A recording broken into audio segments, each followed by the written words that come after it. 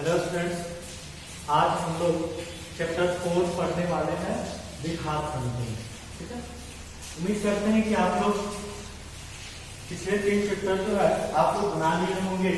यदि नहीं भी बनाए होंगे तो आप बना लेंगे। अब भी समझें, देखिए हम लोग को पढ़ना है द्विघात समीकरण। थोड़ा सा ध्यान दीजिए, ये द्विघात का जो नाम है हम लोग कहाँ सुने, थोड़ा सा आप समझे।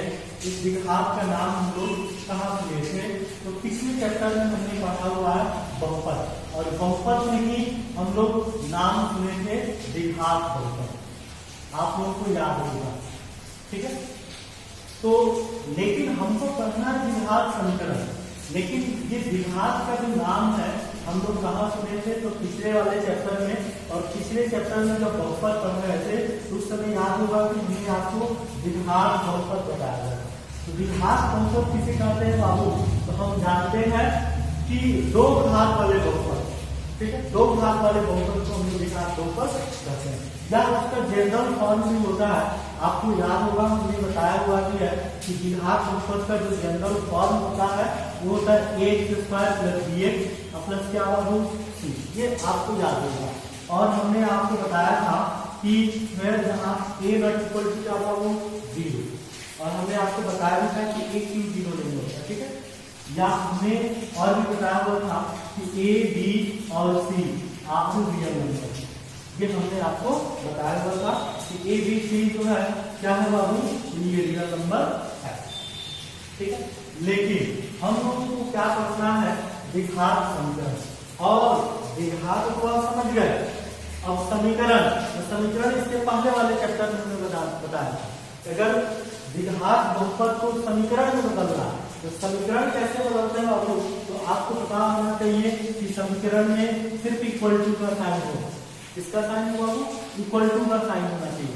तो अब आप देखिए, यदि द्विघात बहुपद को यदि हम इक्वल टू में यदि चेंज कर दें, सिर्फ इक्वल टू लगा दें, ठीक है, यानी कि a² + bx प्लस की द्विघात बहुपद समीकरण में चेंज करना है, यानी कि द्विघात बहुपद को समीकरण में चेंज करना है, इक्वल टू लगाना है, ठीक है। इस प्रकार से द्विघात समीकरण का जन्म। आप जानते हैं कि इसी को हम लोग क्या कहते हैं बाबू? द्विघात समीकरण, ठीक है।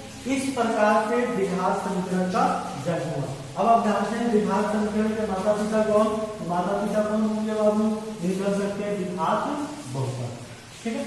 यानी कि अब ये आपको समझना है इसी कंडीशन में, तो जस्ट लाइक यही कंडीशन जो होगा इसमें भी ये फॉलो होगा, ठीक है। द्विघात समीकरण क्या होगा? इसका जनरल फॉर्म क्या है?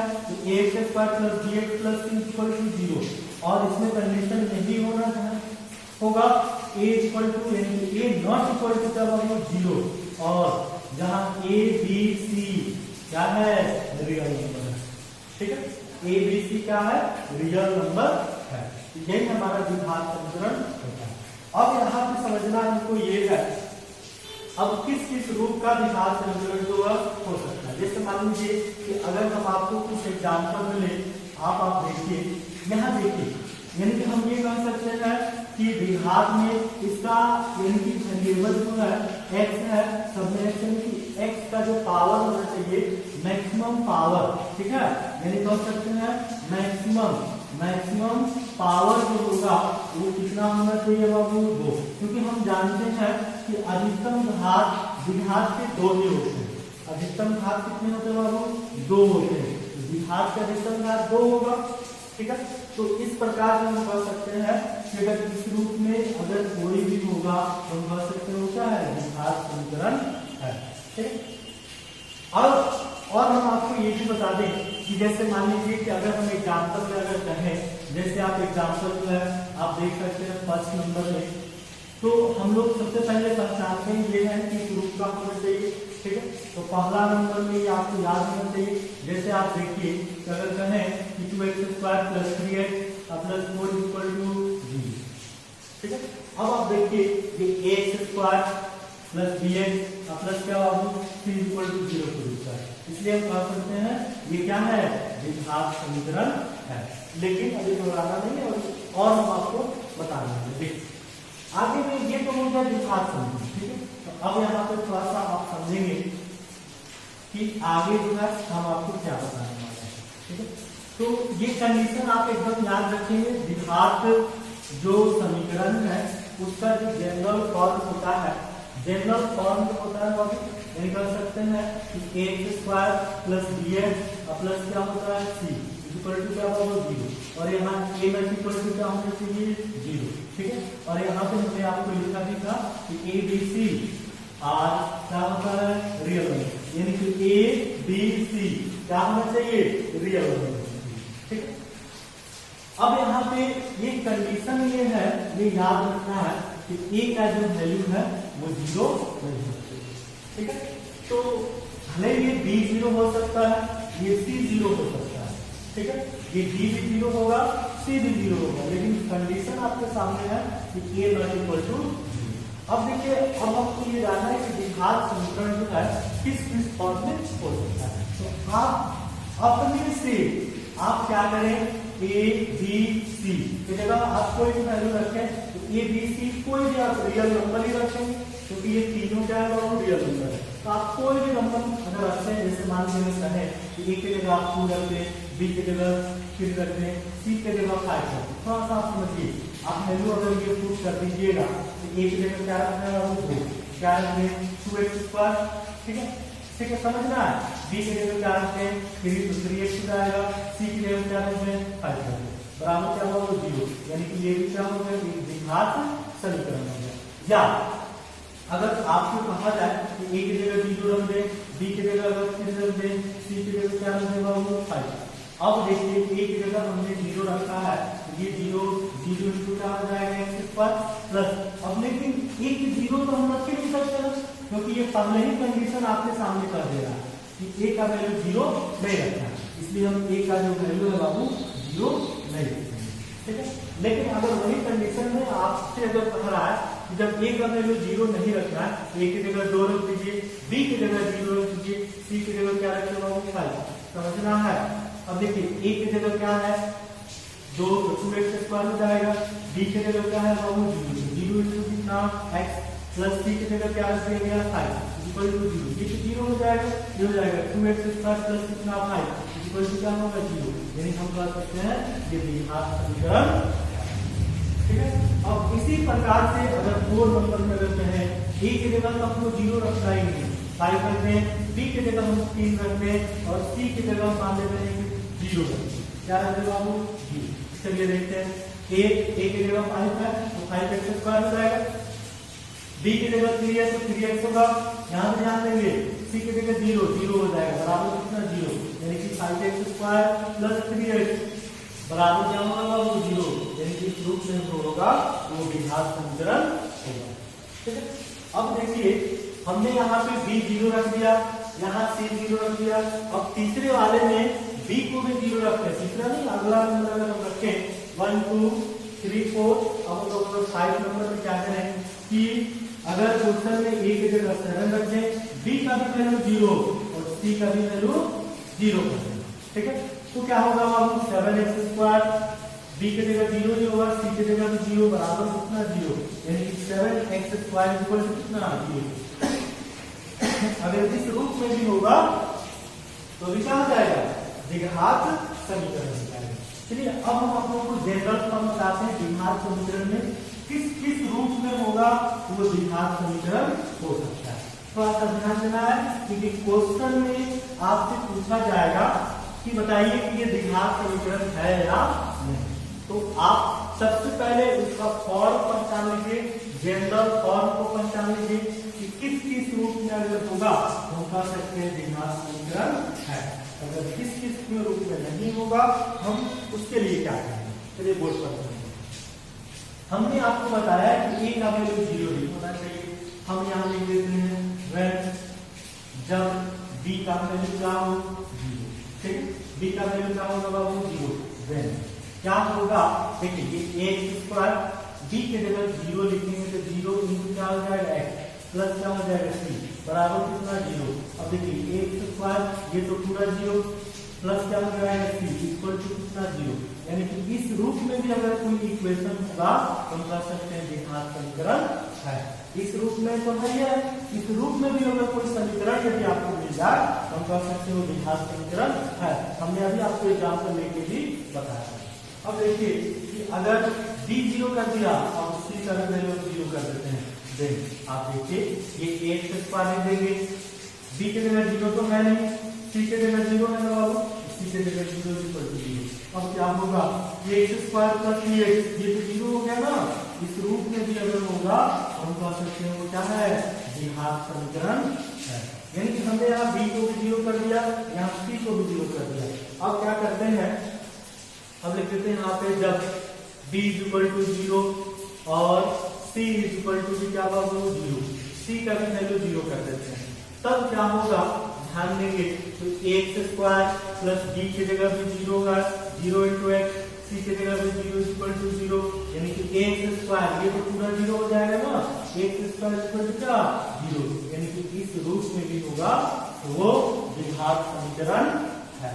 समझ में आ रहा है, यानी कि 1 2 3 4 इस चारों कंडीशन में अगर होगा तो हम कह सकते हैं द्विघात समीकरण है।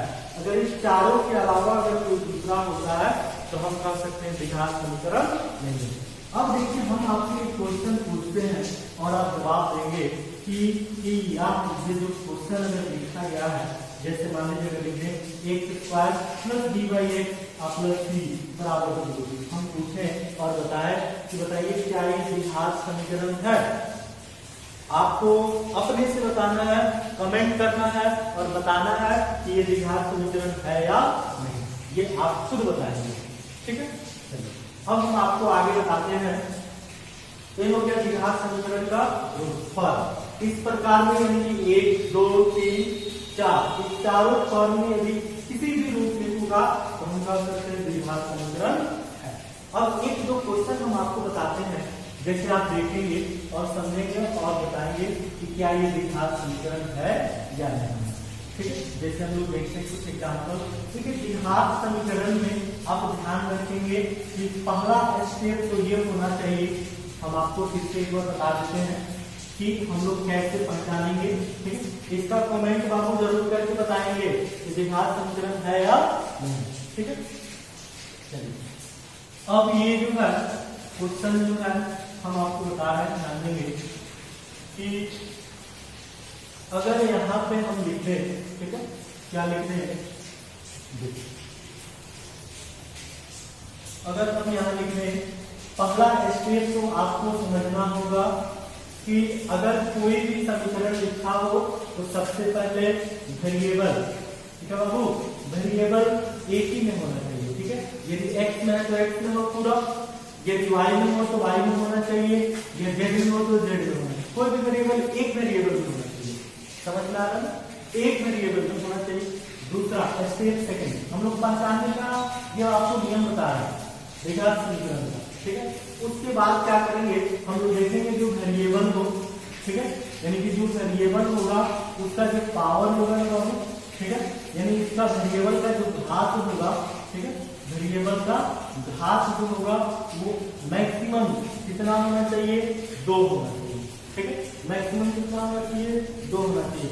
और इक्वेशन है तो आप समझ ही रहे हैं कि इक्वल टू 0 होना चाहिए इक्वेशन, ठीक है।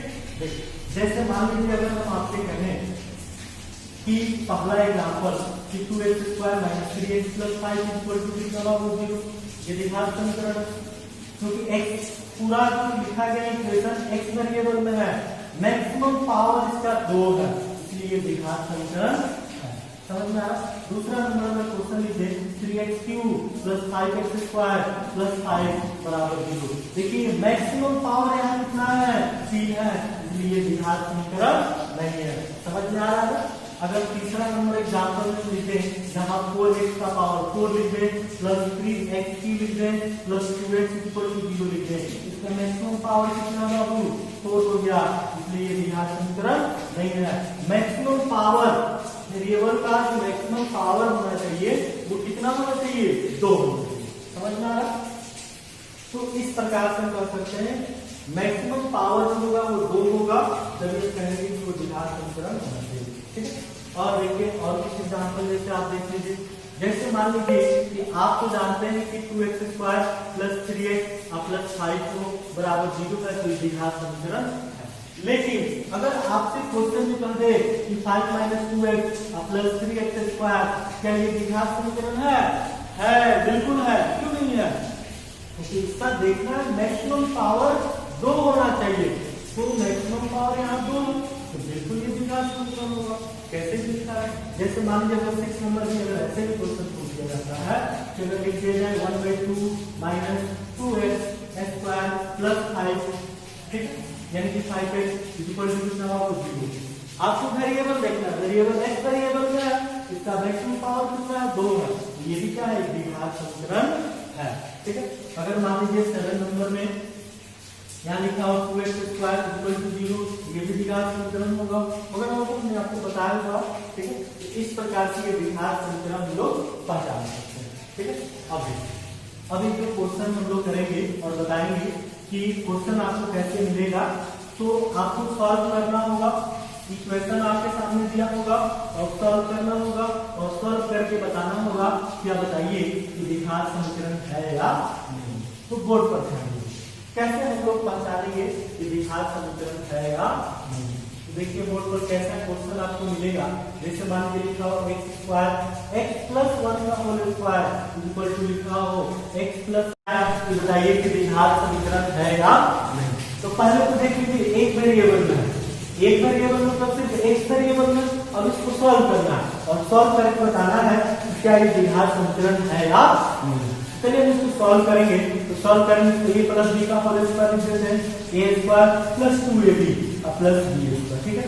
ये देखिए इसको सॉल्व करेंगे, एक प्लस में माइनस में, तो a² - b² हो जाएगा, दोनों साइड में इक्वल टू का साइन है, ये और ये कट जाएगा, समझ में आ रहा है?